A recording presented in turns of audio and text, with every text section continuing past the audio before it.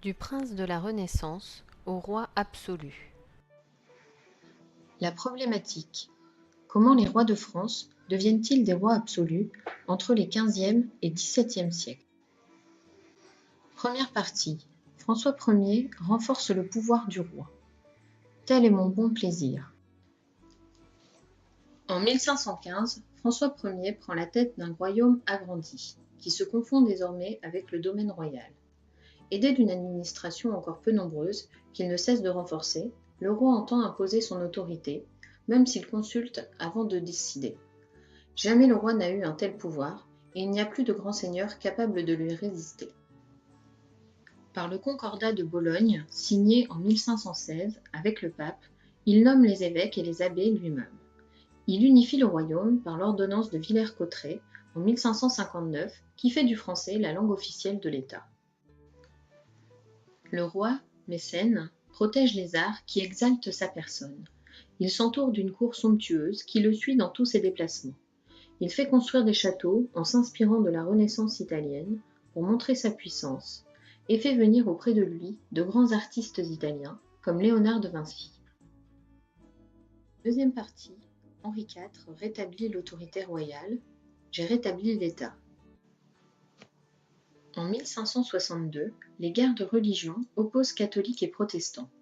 Les rois de France ne parviennent plus à mettre fin au conflit et perdent une grande partie de leur autorité. Henri de Navarre, chef des protestants, devient roi à la mort d'Henri III. Dans le contexte des guerres de religion, il doit alors combattre la Ligue catholique pour reconquérir son royaume.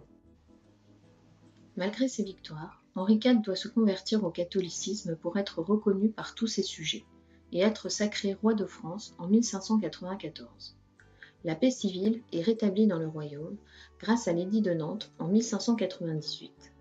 Le catholicisme est alors religion d'État. Cependant, la pratique du protestantisme est tolérée sous certaines conditions. Désormais, la fidélité au roi est supérieure aux opinions religieuses.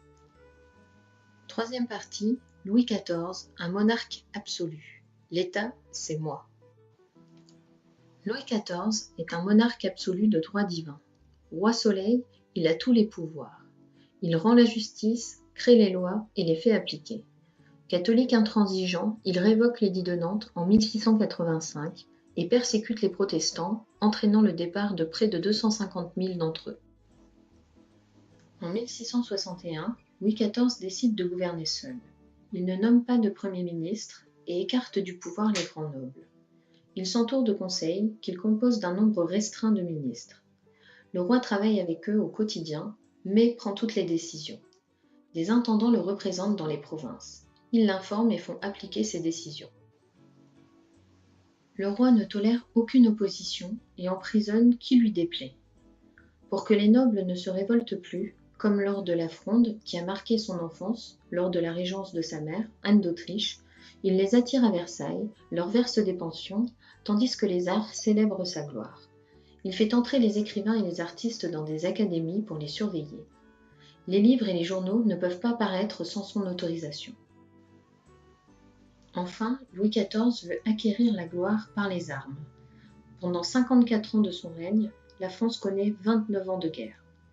Il augmente les effectifs de l'armée et développe la marine. Maintenant que tu as bien regardé la capsule, n'oublie pas de répondre au quiz.